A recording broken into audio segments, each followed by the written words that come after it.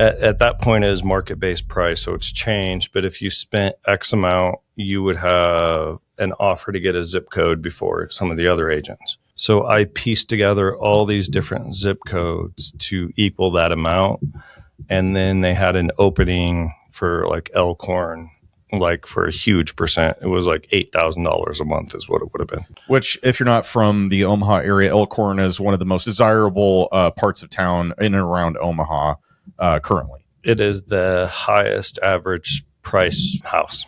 Okay. And it's a huge zip code. So no one else got theirs in time. And then all of a sudden I show up on Zillow spending close to $8,000 to $10,000 a month instantly, and having all of these other agents like calling like, who is this guy?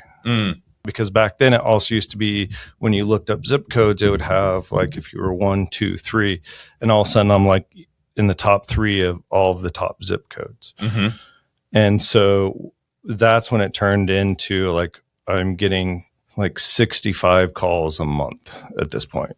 Wow. And so I was like, what do I do? I was like, maybe I should start a team. I did talk to our broker. I went with a printed out, like where I show up with all of his top agents that are like in the top 10 in the country. And like, here's where I'm showing up against your agents in Zillow right now. And you've been an agent for how long at this time? That was October of 2019. So what? Your first year. Yeah, so like 6-7 months. And at that point, I was already at like 8 million in sales volume. What in the world? And your wife is like, maybe you're going to. Oh, my wife was super supportive at the beginning. At the beginning. Yeah. She would be like, trophy husband no more. Like it was, and she does not cuss much, but it would be like even the late hours, like I worried about that. Like, okay, like I'm on the phone, on the computer all the time now. And she knew I felt bad. And at that point, it's changed since then, but she would just look at me and she'd be like, you're effing killing it. And then just send me back to work. Yeah. Do your thing. Yeah. That is really cool. Holy crap. Now Ted, you obviously, I don't know the brokerage or like individual production, world of being a licensed realtor or agent or broker.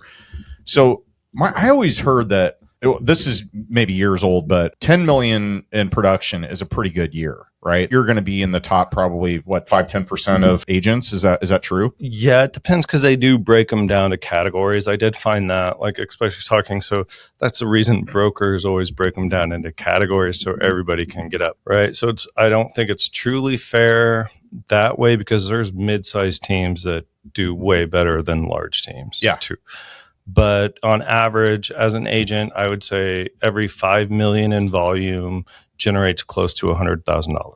Okay. Yep. And that was mentally what I'm walking around with is kind of like my understanding of it. Right now, and that depends on so Zillow leads at that point. Like I said, I was spending $10,000 at that point. At one point, I got up to $25,000 a month. But like those leads would be a different split with agents because obviously they cost a lot. Mm-hmm. But to me, the whole point is I built a system when I started it, not just knowing that I had all these leads coming in, not trying to scramble. But at that point, I already had a transaction coordinator set up for the team. I had a whole system in place for follow-up because the way I looked at paying for those leads, especially that early, one, I'm old. Like, I was 46 at the time. Yeah, I was going to say we're the same age here, man. Be kind to yourself. So, you're not. But no, my point was I had the skills, but I didn't have 20 years of past clients. Yeah, it's go time. How do I build that quickly? And that's why I invested so much in those leads in that short amount of time. What was your Zillow bill every month? Like I said, at one point it was $25,000. Yeah. Oh. But at that point, I mean, that's when it got to like 25 agents. Just from and the numbers were totally different. Okay, so I've never been an agent. I don't know that world like you guys do, obviously. But in my head, I'm comparing this to if you have an active, like if you're doing wholesaling, flipping, and you're marketing for leads. And you have, direct mail, you've got pay-per-click, you've got SEO, you've got different marketing channels, cold calling, texting, those kind of things. In my head, because I operated a business like that for a number of years, and like you would make X return on every marketing dollar spent. With Zillow, do you have I guess maybe, this is what, 7 years ago when you started this, but what was it like then? What was your, could you 5X, 6X, 10X? What was your return on spend? It was always somewhere around 6, I wanted to say. So I know it just it fluctuated. So like I said, numbers were my thing. So I kept a Google sheet. So not only like when I track stuff, I track like what zip code was bringing the highest return for the amount spent. Yeah. And how many closings were coming there, right? Because if you had one that had a lot of closings that wasn't as expensive, that's great for the agents, because the whole point was for the agents to gain new clients and learn to follow up and create super fans from that, right? But yeah, it would just be tracking. So, you got to give it at least a quarter. You can't just say, okay, I did a month spending 8,000. Where's my return? It doesn't happen that way.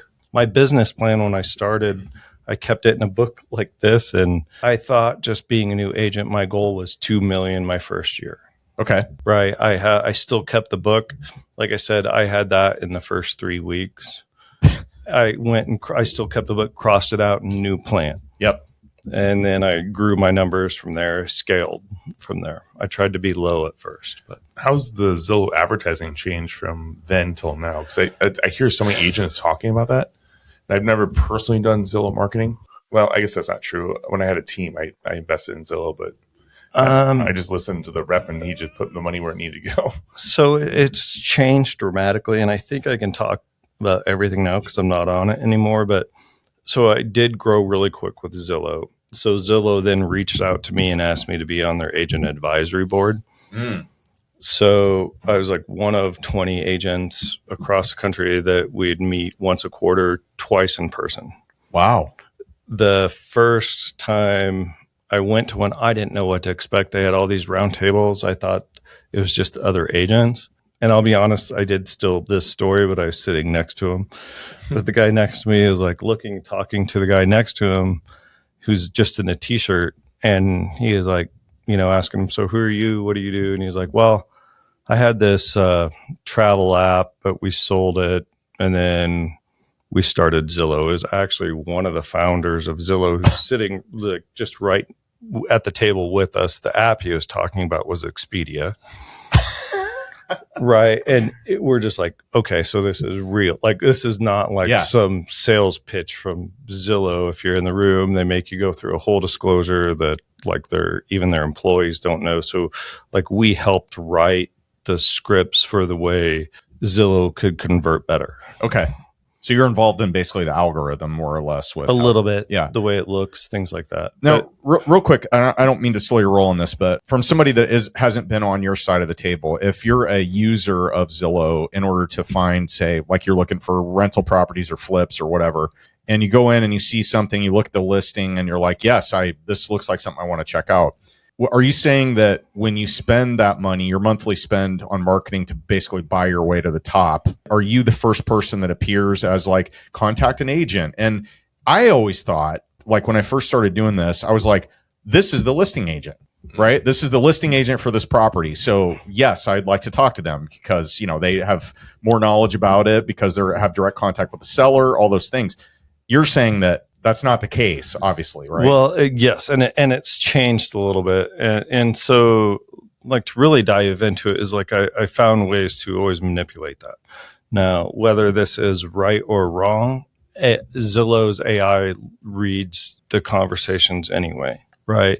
So I've learned the highest conversion rate is face to face. Okay, how do you mean? Like conversion to a sale. Okay. Right. You're not going to sell a house over the phone. Sure. Yeah. You're not going to sell the house over an email. Yep. Even if you get them to their site or want to see that's not the conversion. Your highest conversion is face to face. So I set up somewhat of an algorithm based on the way Zillow does it, that you have certain questions you need to ask. And the first thing is like appointment. Right. It doesn't matter as long as you make an appointment with that person right away is probably one of the most important things. Okay.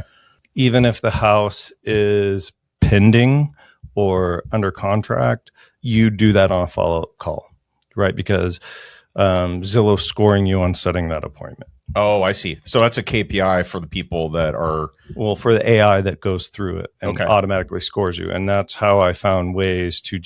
Hey guys, this is Ted with the Kash Dash Show. Please like and subscribe to our podcast. I gotta get back to this RIA group. Everybody say hi.